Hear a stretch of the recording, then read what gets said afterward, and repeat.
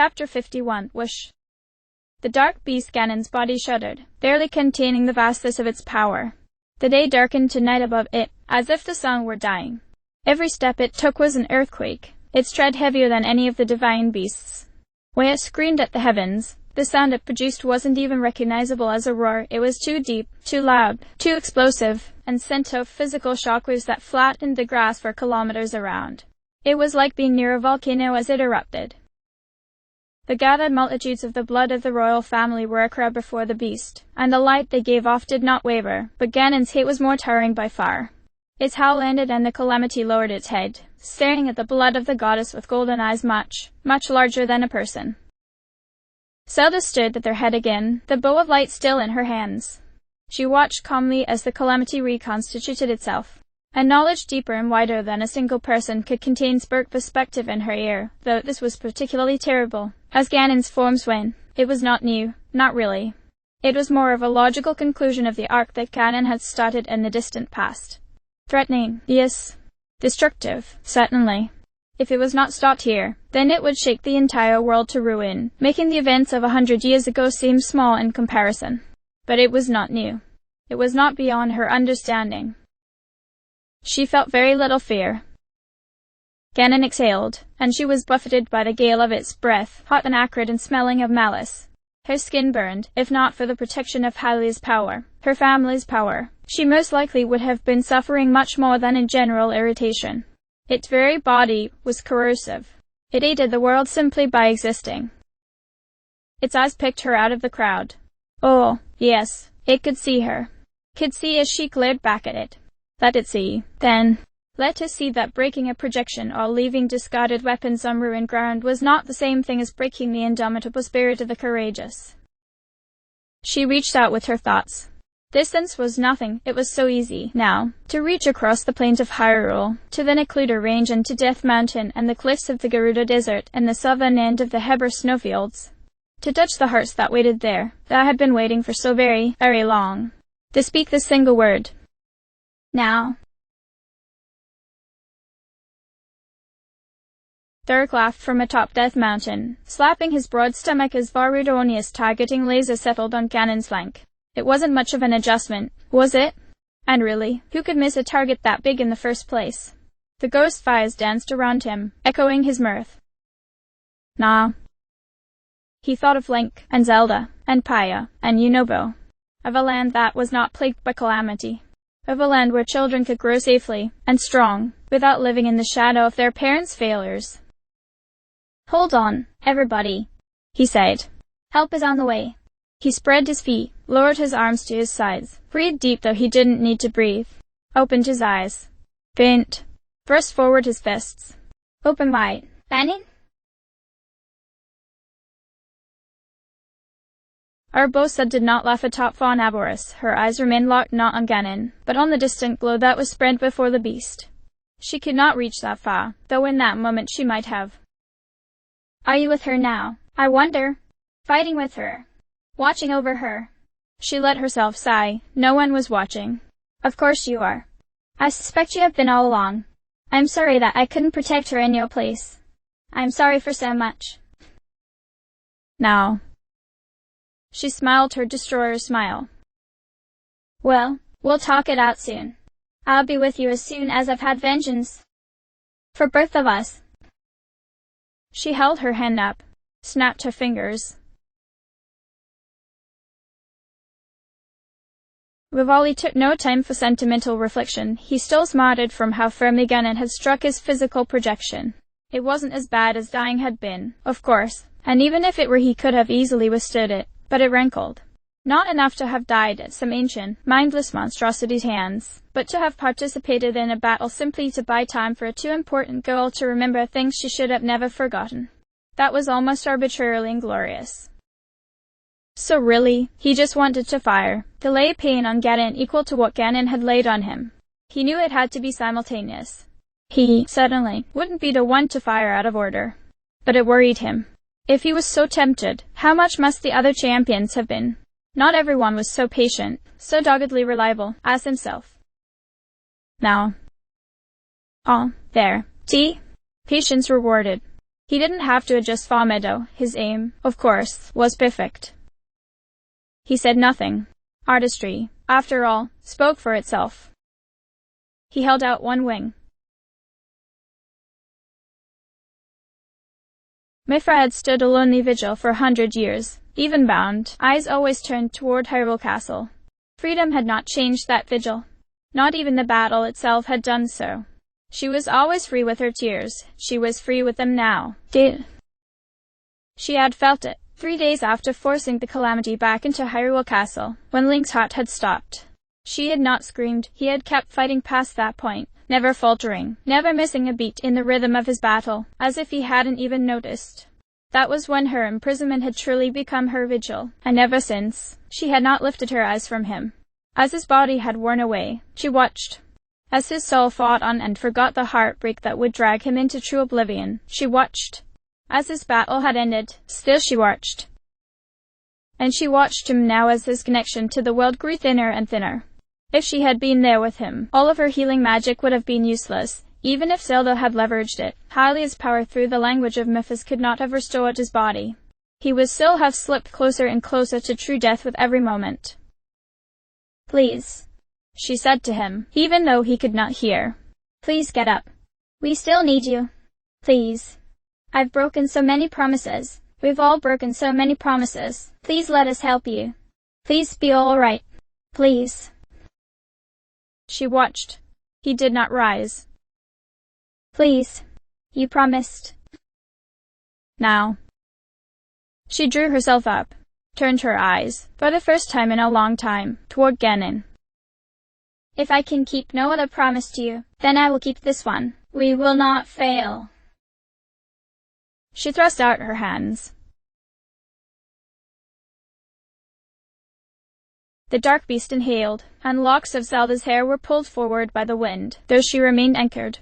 It did not gather power. As before, it stoked the power within its own chest, breathing terrible life into the devastation that suffused every fiber of its being. Its chest glowed with a smothered red and purple light, and that light slowly crawled its way up the Calamity's throat. Its inhalation ceased, and the power built to a perfect crescendo just as the darkness of the night air around it lightened to the color of morning, to noon, and then to a blinding white inferno. It tilted its head, as if in recognition. 4 burning pillars of blinding light smashed into Ganon from 4 directions, and the sound of the impact was high and electrical, and beneath that there was burning. The weapons of the divine beasts had been created to suppress the power of the Calamity, and within their fields of effect the Malicists whirled, dissolved into evil smoke that twisted and faded to nothing. The dark beast staggered, enveloped in the radiance, and sank down to the earth as its strength failed it. Its burning, golden eyes were focused on Zelda, and she met its gaze. The beam splitting the air above the crowd should have obscured its face completely, but the faintest outline of its head was visible through the brilliance, and its eyes shone as plainly as if they stared through empty air. Through the light and the burning and the high electric roar and the force driving it into the ground, its attention never wavered. It collapsed, and the earth trembled, and the weapons of the divine beast kept pouring on. Ganon towered over everything. Everything. Hylia tried not to focus on it as she ran. She focused on her breathing. She could run for a very long time, but Hylia had moved the site of the battle by kilometers, and that was a very long way to sprint. That wouldn't stop her. Nothing would stop her. He tried to rise. "My child," a voice said. Not his father's voice, or his mother's. Unfamiliar. Strange. But comforting, somehow. A voice born to command, tempered by real tenderness. Raspy, as if it hadn't been used in many years. He couldn't flex his left hand, either to open it or to close it. His right hand was locked. He couldn't tighten his grip and dared not try to open it for fear that he would succeed and be unable to hold the sword again. He had fought for so long. He tried to rise. The weapons were spent, the mighty beams of light dwindling until they were gossamer strands and then vanishing. The divine beasts retracted their firing mechanisms, entering into a long recharge state. The wind blew across Hyrule Field, and tufts of uprooted grass danced in front of Zelda's face. She knew that Ganon could not be defeated in this way, especially not in its current form. The divine beasts were designed to drain it, not to kill it. Only the sword is designed to kill it. She shoved the intrusive thought away, looked up at Ganon, at the enormous golden eyes that had fallen close as it lay upon the ground. It lived still, yes, or else it would not have retained this body. Still, standing amidst the spirits of her foremothers. And Mother is here, and I have so much that I could ask her. I want so desperately to speak to her that I would kill Ganon just to have the opportunity. She allowed herself to hope that killing Ganon would be simple, now. It was easy to believe. Then its eyes opened. It was no longer looking at her. It shoved itself to its feet, and smoke rose from all over its body where the divine beast assault had battered it, but the light in its chest and its throat had not dimmed at all. It was facing to the east when it opened its mouth and sounded the clarion call to end the world. The beam of purple and white light that shone from its mouth was narrower than the blasts of the divine beasts, but Zelda understood that it was no less destructive. In fact, as was made clear in the next moment, it was much worse. Miffer had moved Varuta away from Zora's domain partially for a better targeting vector and partially so any attack on the divine beast would endanger neither the domain nor the reservoir. It was this fact and this fact alone that protected Hyrule from its end. The beam struck Varuta, and Zelda saw as the castle-sized machine was rocked by a series of explosions along the length of its body. The initial impact severed its trunk, which gout flames as it fell to the earth. Its left ear shattered with an eruption of blue fire, sending a hail of shrapnel to the south as its sides erupted upward in guises of purple and blue flames. The divine beast staggered, its roar high and pained, and then the motivators controlling its legs cracked on the left side and Varuta fell to the earth, burning. Zelda and all of her mothers tore her eyes from the carnage to look back at Ganon, which still did not look at them. It was turning to the north, to Varudonia, to Death Mountain. The earth shook, not from its tread, but from the gathering of its power, and the light inside of its chest threw a terrible purple radiance on the ground beneath it. Thousands of voices held parliament within her and around her. It should have been cacophony, but it was not. Each woman of her blood heard her mothers and daughters and sisters, and each was heard in her turn, though it was simultaneous. Among them all, Zelda's voice was loudest, most insistent. If it fires on Death Mountain, then Death Mountain will erupt. Dark is already positioned at the top of the crater. Any attempt to retreat will bring the attack closer to the volcano's magma chamber. Von Alborz is positioned in a neutral space, like Ruder was. Meadow isn't. Rivali has to take it away, has to fly. If Ganon fires on Varudonia, then it won't matter. Every woman there spoke together. Do not let it. Give it another target. Zelda agreed. She lifted the bow of light, drew taut the string, and traced the wide course of Ganon's turning. Its head was so vast that it was difficult to judge distance or speed. She had no choice but to feel it. 1,000 lifetimes and more guided her aim. Princesses and queens laid their hands on hers. She felt her mother's arms around her. She fired. The arrow soared, its trajectory perfectly straight. The dark beast turned directly into its path. Ganon bellowed its fury as the light arrow struck its right eye. Ganon? She called in uncountable voices. Face me. The burning pupil of that golden eye bled as it homed in on her, and the force of its hate was a physical blow that stirred the dust beneath her feet. Its tread was halted, and the earth shook as it shifted its weight. It reversed its turn, bringing itself around to face the gathered blood of the goddess. With the goddess's knowledge and the perspective of her ancestors, Zelda understood what she could not alone. Ganon's evil was a self-contained totality, perfect in a way that could not be encapsulated by physical description. An attack from without would, alone, be useless. She could fling Ganon into the very heart of the sun, and it would eat the star unless some weakness was written into its body first. We have to write that weakness into it, her mothers told her. Would that work? If she had been the one fighting Ganon for a century, then, yes, the shape of it was clear to her. Disembodied, she might be able to craft the weaknesses that Ganon itself didn't possess, creating vulnerabilities where the light would be able to penetrate, and, when the light within Ganon matched the light without, it would be destroyed. I am not within Ganon. You do not have to be. Distance is nothing. The power that it would take to do that, we would need to be able to strike its body 7 times to completely open its weakness. There was a moment of silence, as if the voices of her ancestors were conferring without letting her hear. That frightened her in a way she had never been frightened before. Finally, her foremother spoke to her. Use more than you think. Use it all. Take advantage of the divine beast assault. Reduce the requirement to 1 strike. She tried to resist the idea, understanding what it would cost her, but amid in her mind with Hylia's perspective was already sketching out the arcane formula necessary. The shapes of power that would be traced inside of the storm, the radiance unleashed at specific angles to pot the dark toward the wounds of the 4 cardinal directions of its body, and one last target. It would work. It would work. I don't want to lose you, she said aloud as Ganon faced them all. We will always be with you. Not many voices. Just one. Her mother's. The light in Ganon's throat reached the apex of its radiance and Zelda drew taut the bow of light. She closed her eyes, willed her power into the arrow. More, and more, until she was left with dregs. Until her connection to her ancestors was a frail and unlikely thing. Until she could feel Pai more clearly than she felt her own mother. And all of that power she shaped into the arcane forms that would ride out the law of her enormous purpose. The crowd around her faded and vanished. The energies that allowed them to manifest now invested elsewhere. The light of that arrow was the very light of Hylia, and the world was divided into brightness and darkness by the 2 powers on that field. Ganon opened its mouth, screaming the end, and Zelda loosed the arrow.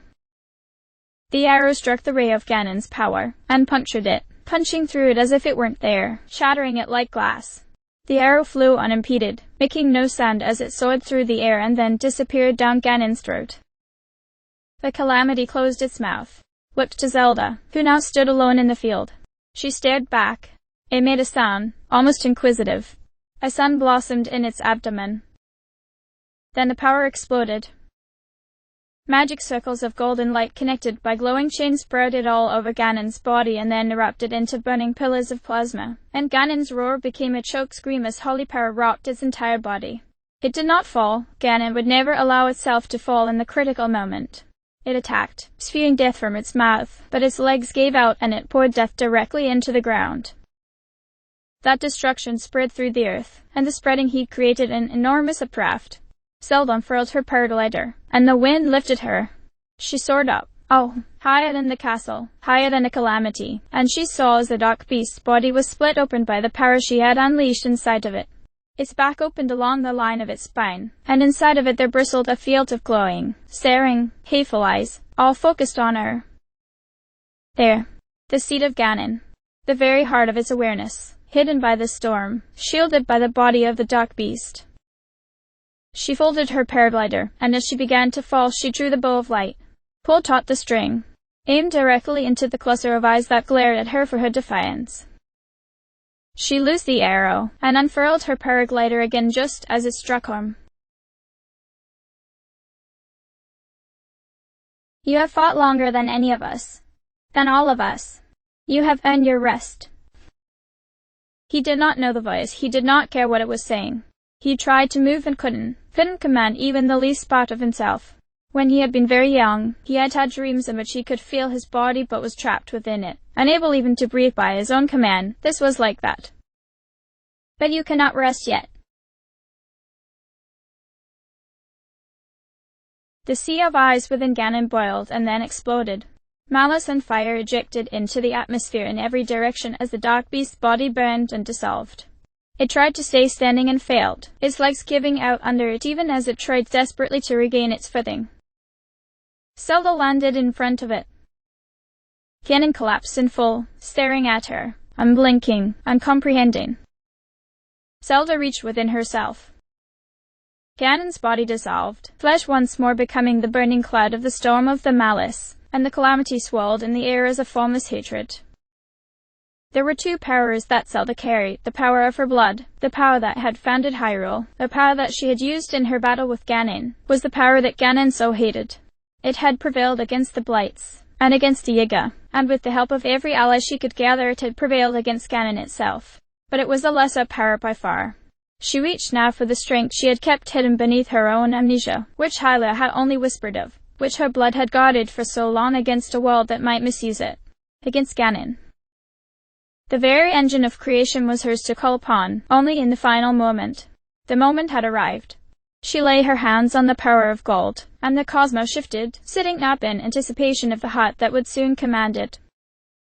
She touched it, and that power manifested in the world, 3 golden triangles, arranged to form a single, larger one, standing proudly half a meter above the grass. The world was quieted as its keystone was made real for the first time in 10,000 years. Zelda realized too late her mistake. Only for the final moment, only when Ganon had been utterly defeated, not 1 instant before. That was when the goddess had told her to unleash the true force. That was the point she believed she had reached. But Ganon was not done. The massive boar's head split, and the silhouette of a man built of malice careened from the maelstrom. Its hands reached. She was between Ganon and the golden power. She would not reach it before the beast, though she need travel only a tenth as far. She turned. The calamity slammed into her. She grappled with it, using all the power that remained to her. It was so little, so thin. Ganon hissed and writhed and roared in her grip, and the malice of its skin burned at hers. Not like this. Please. Please. She was praying to no one. Hyla could not help her. All of the goddess's strength had been used up destroying the dark beast's body. Her foremothers could not help her. She did not have enough energy left to hear their voices, much less call upon them for help. The dragons were still unconscious. The remaining divine beasts were still recharging. She couldn't help the champions manifest now that Koroks had fled. There was just her, and Ganon, and her arms wrapped around it, holding it as it fought against her, and she had brought it down to the lowest point in its existence, but its eyes burned in its face and it didn't seem to even notice her, only reached for the thing behind her. The power in her got her, and Ganon forced her back a step. She screamed in panic, scraping against the interior of her soul for all the strength that remained to her, and flared momentarily, stopping the beast's progress. It heaved, and she knew that she couldn't hold it. I'm sorry. I failed you all. Behind Zelda there was a sound, one she had never heard before, as far removed from a bell as a dragon's voice was from a human's. The calamity ceased to struggle in her arms, and instead screamed in anger and outrage. Zelda dared to look over her shoulder. And Paya looked back at her. The Sheikah's left hand rested on the Triforce. You think that you are broken because the beast has destroyed the sword. Because you cannot hear her voice, calling you on to battle. The words washed over him, and he did not process them at all. He was sinking deeper. The dark pulled at him. It would be so easy to rest, wouldn't it? To stop struggling. But the sword is not the soul of the hero, Link. It never has been. Since the goddess put her blessing on it, since it was forged in celestial fire, the hero's soul has always invested the sword with its courage. You are not strengthened by the master sword, it draws its strength from you. He had been fighting. He had been fighting for so long. He was finished, now. Wasn't he? He must have been. He couldn't remember what he'd been fighting. He couldn't remember why. Ganon howled in outrage as Zelda held it back. Paya's princess looked so small, thin, hanging in the calamity with arms that could barely encircle its waist, and the light of her power was nearly out. The secret power had been forgotten by the rest of the world many thousands of years ago, to protect the royal family and every other living thing from its misuse. Hyrule had forgotten the Zora, the Gerudo, the Hylians, the Gorons, the Rito, even the Yiga, had all forgotten. But the Sheikah remembered. The Sheikah, first servants of the steward of the Triforce, had long kept the secret. The golden power would grant any wish to the one who touched it. It was smooth and warm under her hands, its surface humming like a living thing, with no texture that she could discern. She felt its promise, as spoken. It beckoned her heart to wish. She closed her eyes. Save Zelda. Destroy Ganon. She felt the ley lines of the universe glowing beneath her feet. Her wish manifested. Ganon screamed. She opened her eyes. The beast writhed in Zelda's arms, and golden lines of power glowed on its body.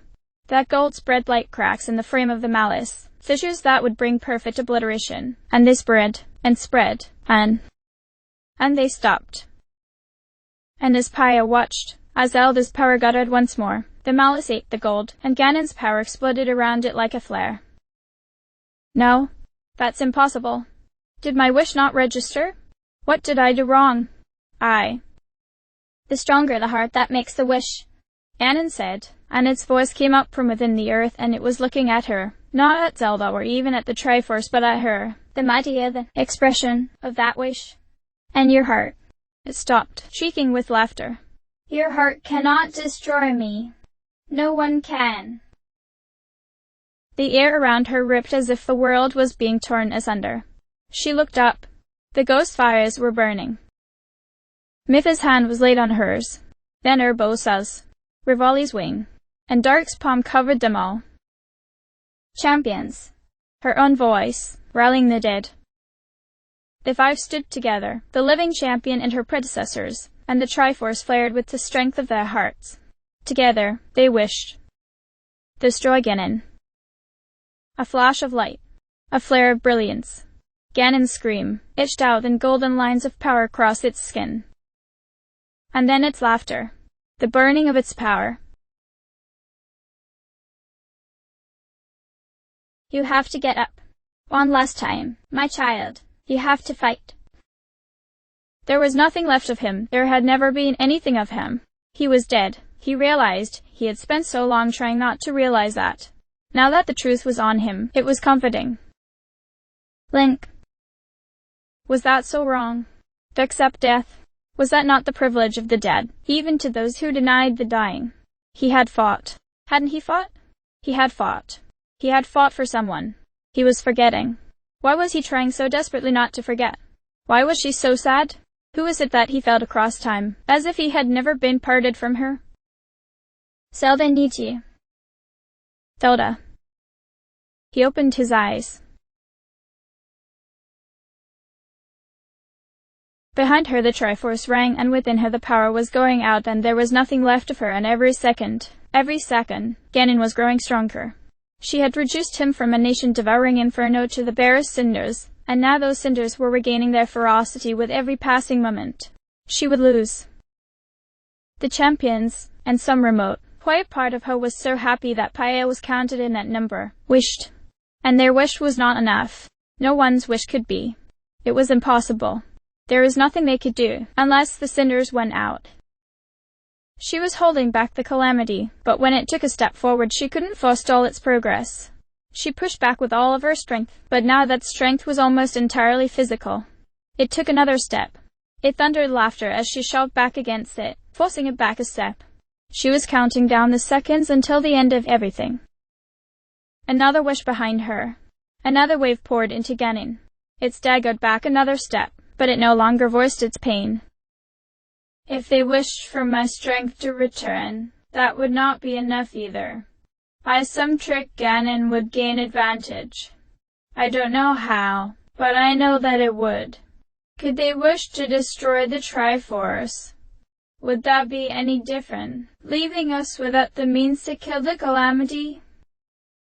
She could never have won this. It had been impossible from the start. How many moments did she have left? How many moments did the world have left? She should have been exhausted. She should have felt nothing. She should have been courageous. She was none of these things. She could not even feel shame as tears of frustration and anger and fear ran down her face as she heaved and tried to use leverage against her opponent. I will die fighting. We will all die fighting. Let that be enough. Let that. Thunder. Zelda. She was 16 years old and riding through the forest of Akala. A bokoblin with a crude wooden bow had come roaring out of the woods, frightening her horse. She saw it drawing the arrow as a figure moved in front of it, shield ready. He called to her. Get down. Zelda let go of Ganon and threw herself to the ground. Thunder crashed above her, a single bark. Ganon's outraged howl was cut off. She lifted her head and saw a ribbon of light tracing an arc through the air, an arc that passed through the calamity's throat. Ganon was clutching at its neck as malice and flame spouted from between its fingers, and at the end of the ribbon of light was a man whose body was like looking into a field of stars. Link was a blue flame that burned as insistently as the light of the gods, his soul tinged in flecks cerulean in red and green and gold, the same colors that swirled over the blade he held in his hands. That sword, Zelda's all, was broken, but where the shattered blade had once been there burned a fire, an extension of Link's spirit. Ganon took one step and then Link was on it, and the song the Master Sword sang rang out in high, clear notes, the roar of its power percussive undertone as it cleaved apart the deepest darkness in the universe. Ganon staggered again, tried to fight, and it was rebuked instantly, its arms cloven from its shoulders. New arms exploded from the stumps, flaming, and these held swords, and with desperation and fury did the Calamity meet the hero in open combat. It was not fast enough. A slash across its face sent it reeling backward. As it stumbled, Link looked over his shoulder and shouted to her, "There!" She ran. She didn't feel herself rising, but she was running. A flash of silver. The Triforce was shining in front of her, and behind her was Ganon. And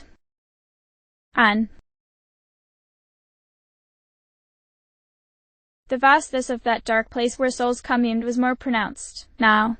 Something in it had grown more profound, darker, even. Perhaps it was that her power had gone out. Perhaps it was that the Triforce was no longer resting there. But if my power is gone, then how did I come here again? Zelda? Her heart froze. Her mind, too. It was only by the grace of her feet, turning of their own accord, that she was made to look at what had been behind her. And, on the other end of the void, she saw Link. "Oh," she said. He said nothing. Looked about himself, as if curious. He wasn't alive, exactly. But she saw him as if he had been. Maybe it was her memory filling in the gaps, making it so easy to see the cool blue of his eyes, the crease of concern in his brow, the way that he held himself so that he seemed so large in spite of being even shorter than she was. This was the first time she'd seen him since she had died. He looked so much the same, as if he hadn't, as if the past 100 years. She would not let herself cry, but she held one hand over her mouth for a moment and took a long steadying breath through her nose. When she lowered it, she said, "I'm so sorry." He looked at her again, and now his forehead was smoothed. He was listening. He returned so easily to that role. "I laid all of this on you. I used you as a shield against the Calamity. I used you to buy time for my return. You've suffered so much. He held up his hand. She stopped to herself. "I can't remember everything," Link said. "I actually remember very little. But Ganon is here. And you were fighting it." "Why, yes." He didn't seem to have anything to say. He wasn't very eloquent at even the best of times, and now was not the best of times. Finally, "Thank you for coming for me." "Link?" "I don't remember clearly, but I knew you would come. I've been able to fight this whole time because I knew you would. That if I could hold on just a little longer, then you would have the time you needed to recover, to gather your strength." For 100 years. Just a little longer, over and over, for 100 years. The idea was enough to drive her into the earth. "And here you are. You allowed me to keep my promise. Thank you." He was so perfectly happy when he said that the happiness crashed into her, and that was more than she could take. She felt herself buckling. "Please don't thank me. Please. Anything else. Hate me. Hold me to account for setting you on this terrible path. Haunt me until I join you in death. What? Not this. Not this. I said we would see this through to the end together," he said. His expression betrayed nothing, but his voice spoke his hope, his devotion, his loyalty. To the task.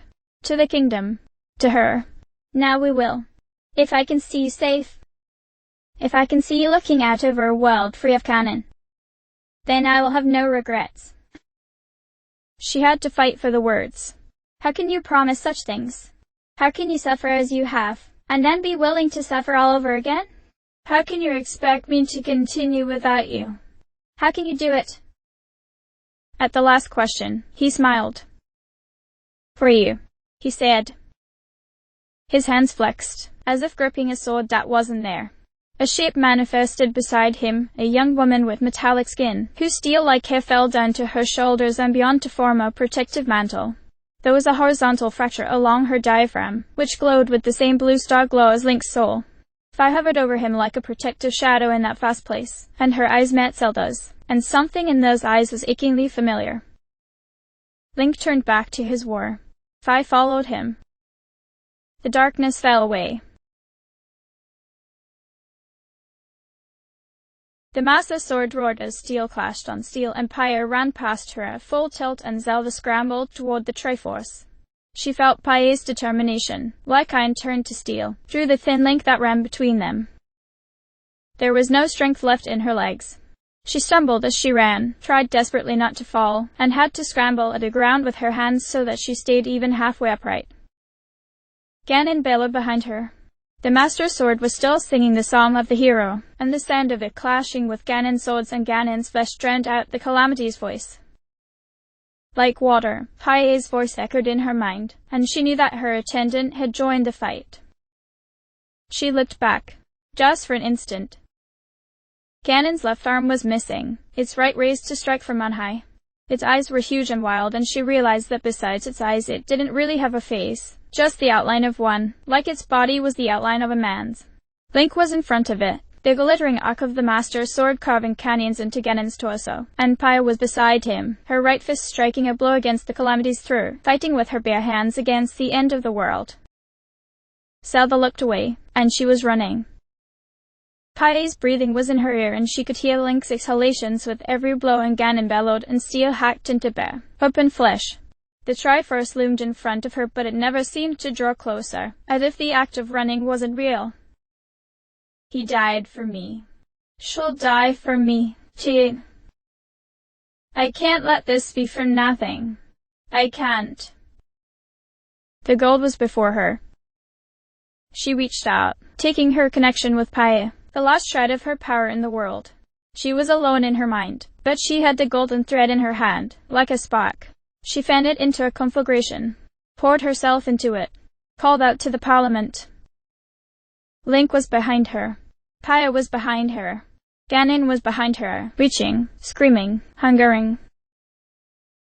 Zelda's vision darkened as she reached out. She laid her hand on the Triforce. She felt all the legacy of her blood funneled down to this moment, to this one act. With the strength of uncounted hearts, she wished. Link drove the Master Sword into Ganon's chest. There was a light where Zelda's hand touched the Triforce. It started out as a tiny thing, the barest spark, almost invisible to the eye. But it grew. In a span of time that ran between instants, it grew. A sphere of light that went from a speck to the size of Zelda's hand to the size of a person, enveloping her, enveloping the Triforce, and expanding beyond it. Ganon exploded. The conflagration born of it became the storm, and the storm bellowed. The light kept growing, and the storm was pulled toward it. The Calamity reeled toward the sky, but the light grew more quickly, and Ganon was drawn into it. It roared, it fought, and still it was pulled in. Its golden eyes looked out from within the radiance, which swallowed them. The light shrank, collapsed. Everything it had touched was left as it had been, save Ganon. The orb shrank, and shrank, and shrank, and as it shrank it was filled with swirling light and dark. The power of the Triforce contracted, becoming an infinitesimal point, and then it vanished. Ganon was gone. The Triforce was gone. The wind blew gently over Hyrule Field. It is so quiet. Why am I noticing that it is so quiet? It was more than just an absence of noise, yes. Things had been loud before, but that was not the sort of quiet Zelda was experiencing now. This was something deeper, like a quiet in her thoughts, where before there had been noise. The power is gone. She opened her eyes. She was lying on her back in green grass. The sun was high and warm upon her face. The power was gone. Slowly she worked her way to her feet. It wasn't just the power. Everything was gone. There was a silence inside of her where before there had been a hum. Her mother was gone. All of her foremothers. She was deaf to the spirit world, as she'd been a century ago. What did that mean? Then she raised her head, looked about herself. The field was empty and quiet. Had she killed Ganon? Had the wish worked? Was it over?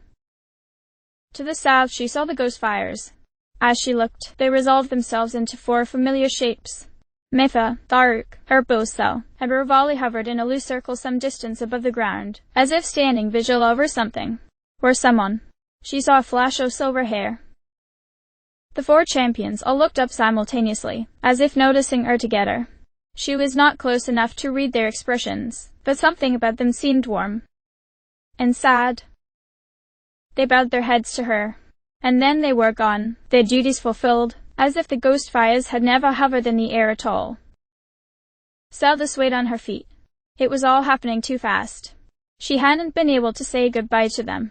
She had wanted to say goodbye. She was running toward the place where they'd been, even though she had no strength, even though gravity pulled at her as if she'd never used her legs before, and she couldn't stop. She had to say goodbye. She had to. The world was safe and Ganon was gone and Hyrule was whole and would recover, and it didn't matter. None of it mattered because none of this was fair. And if she couldn't at least say goodbye, then her heart would die, would go into the spirit world to follow her champions, to follow. Then Paya stood up, and she was helping another figure to their feet. And her heart beat stronger. The sword was still in his hand, its blade gleaming and long and whole. When he nodded his thanks to Paya, his expression was clear and alert, his gratitude written in the lines of his face. When he looked up, she saw him in truth, as he really was, at the strength of his bearing, the set of his shoulders, the vitality and concern and deep, empathetic love behind his clear, blue eyes. Paya lifted Link to his feet. Both of them stood in the sunlight. They noticed her together. Her legs were stronger, then, and she ran to them. To her wish, fulfilled. End of chapter.